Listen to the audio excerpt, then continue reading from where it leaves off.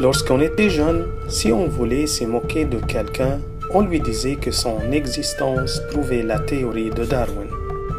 Prenez en considération que la théorie de Darwin a été enseignée juste comme une théorie non prouvée.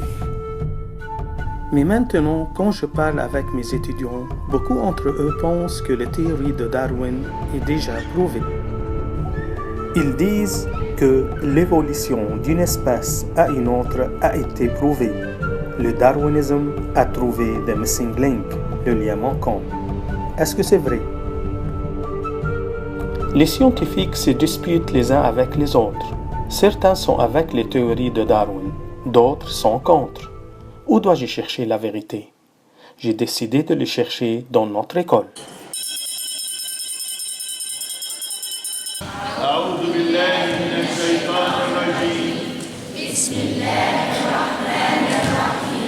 الحمد لله رب العالمين الرحمن الرحيم مالك يوم الدين إياك نعبد وإياك نستعين اهدنا الصراط المستقيم صراط الذين أنعمت عليهم غير المغضوب عليهم ولا الضالين آمين.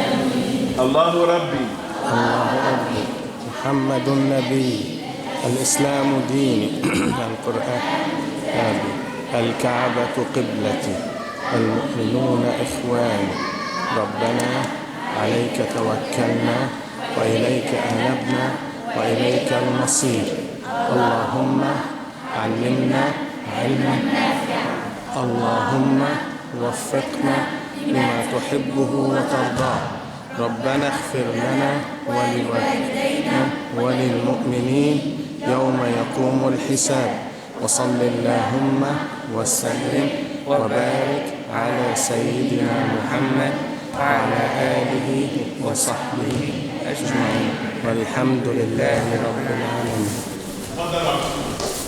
السلام عليكم. السلام عليكم. Après la prière du matin, j'ai demandé à Allah subhanahu wa ta'ala de me guider vers la vérité. Et cela nous a amené à la conférence. Deux conférenciers, Joumana Fawaz et Nahat Hassan, ont partagé leur point de vue avec notre élève. Le sujet principal auquel ils discutent était la différence entre l'évolution et l'adaptation. Avec tant de différences entre les deux conférenciers, ils se sont mis d'accord sur une chose, le lien manquant n'est pas encore trouvé. Alors, j'ai décidé de le chercher moi-même avec l'aide de mes étudiants. Les équipes ont été formées.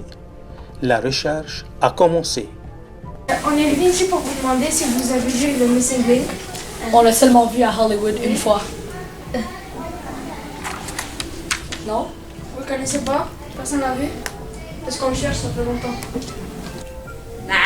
Excusez-moi, est-ce que quelqu'un aurait vu Monsieur Missing Link? On le cherche depuis, ça fait 100 ans et on ne l'a jamais retrouvé. Montre les photos. Est-ce que vous connaissez ce monsieur-là? Premièrement, je ne sais pas comment vous cherchez ça. Bonjour. Oui, bonjour. Je suis venue vous demander si vous avez vu Monsieur Missing Link. Ça fait 100 ans qu'on le cherche, mais on ne l'a pas trouvé. Ici, ça fait 100 ans qu'on cherche un homme qui s'appelle Monsieur Missing Link. On l'avait aperçu à Hollywood un jour, mais c'était pas le vrai. Alors, est-ce que vous l'avez aperçu quelque part? Non. Personne. Jamais. Bonjour, avez-vous vu ce monsieur-là? Salam alaikum.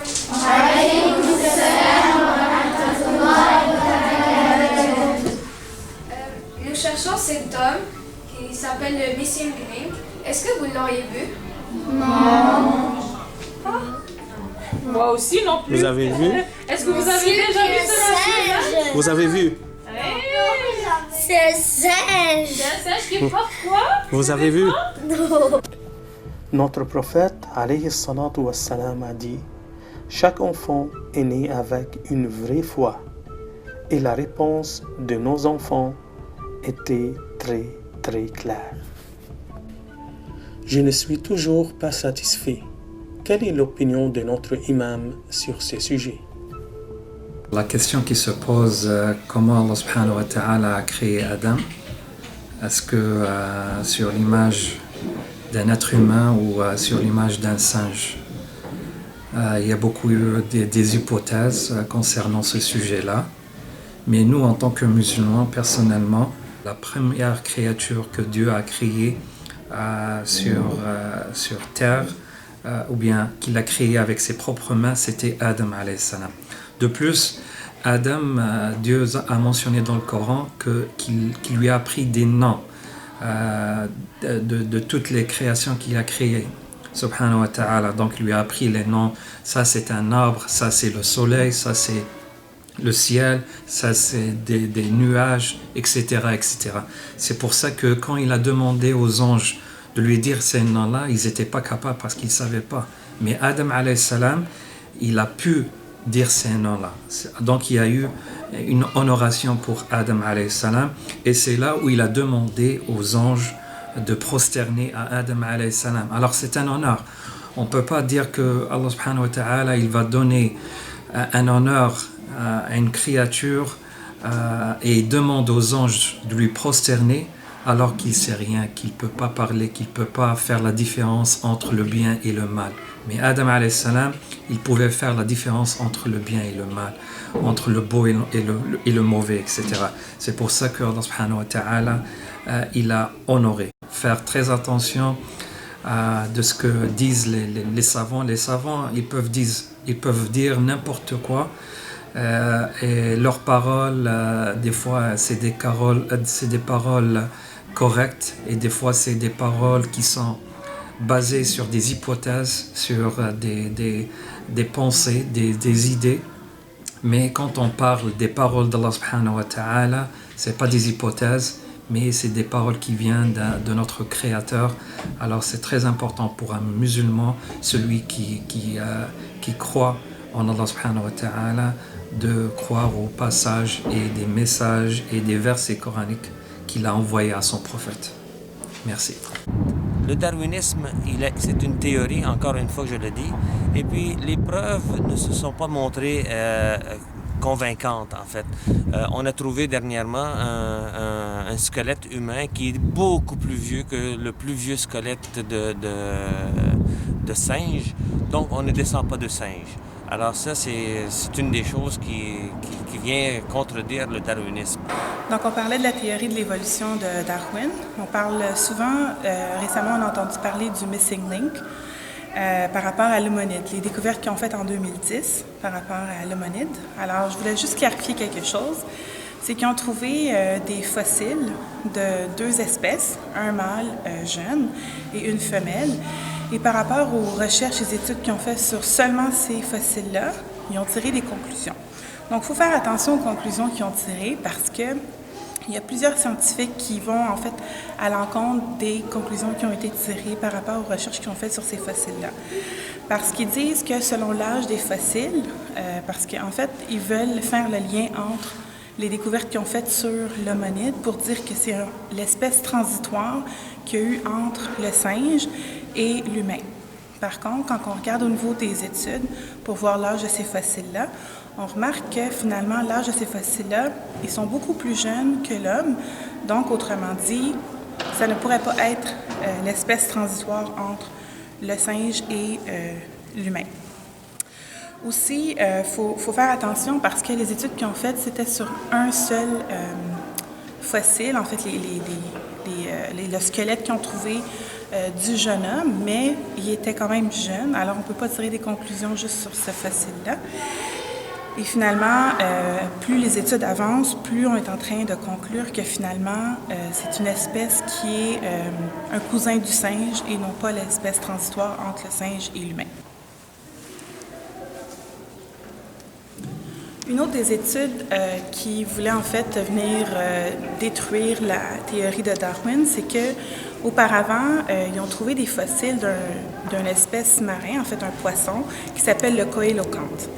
Et quand ils ont trouvé les fossiles du coélocanthe, ils ont regardé puis ils ont dit « Ah, on pense qu'on croit voir des pattes et un début de poumon. » Donc, dans leur tête, toujours selon la théorie d'évolution de Darwin, ils se sont dit, ben ça, c'est une espèce transitoire, pas une espèce transitoire, excusez-moi, mais une espèce qui commençait tranquillement à se changer pour devenir une espèce qui vivait sur la Terre. Alors, avec le temps, de ce fossile-là, ils ont commencé à faire des dessins pour un peu démontrer leur théorie de l'évolution de ce poisson-là, qui était un mammifère marin pour s'en aller à un mammifère terrestre. Et par contre, en 1938, ils ont eu un choc, parce qu'il y a un pêcheur qui a pêché un coélocanthe, et par la suite, plus les études avançaient, plus on a été capable de démontrer que finalement, cette espèce-là n'a jamais eu de mutation pour en arriver à être une espèce, un mammifère terrestre, mais plutôt un poisson qui vivait dans le fond des océans, donc beaucoup plus difficile à repérer et à trouver. Alors, on a été capable, avec toutes ces recherches-là, de détruire en fait la théorie de l'évolution de Darwin, que le coélocanthe s'est transformé d'une espèce marin à une espèce terrestre. Et quand on compare les fossiles, en fait, le squelette du coélocanthe actuel avec les fossiles qu'on a trouvés avant 1938, ben, on est capable de voir que c'est exactement la même chose. Alors, ce qu'on croyait être des pattes et des poumons, finalement, ça faisait vraiment partie de la structure du coélocanthe et non pas une espèce qui était en train de devenir une autre espèce. Toujours quand on regarde au niveau des études, des recherches que Darwin a fait pour la théorie de l'évolution, on remarque que dans ses études, il dit qu'avec le temps, des organismes simples se sont tranquillement transformés pour devenir des organismes complexes. Par contre, quand on regarde au niveau de la biologie moléculaire, on est capable de clairement démontrer qu'on n'est pas capable de prouver qu'il n'y a jamais eu l'existence de molécules simples. Même ce qu'on appelle des molécules simples, comme par exemple une bactérie ou même au niveau cellulaire, c'est extrêmement complexe, c'est tellement très bien programmé que c'est difficile de démontrer qu'avec le temps, toutes ces transformations-là ont pu mener à une autre espèce.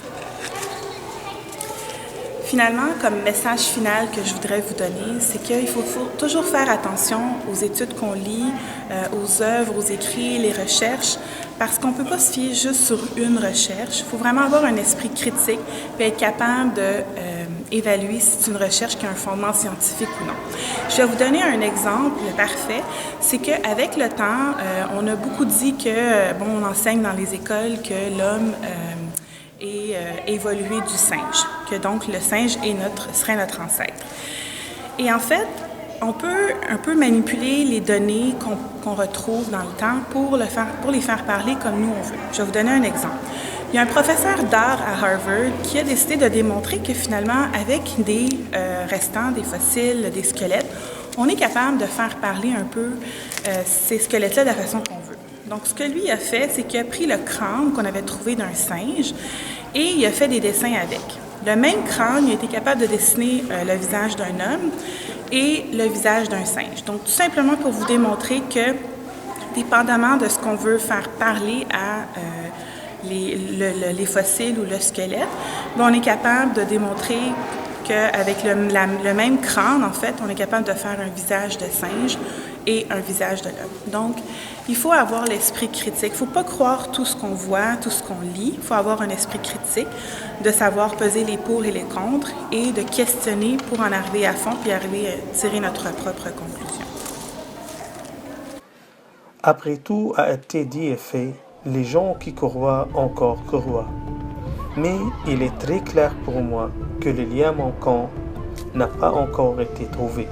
S'il vous plaît, appelez-nous si vous le rencontrez.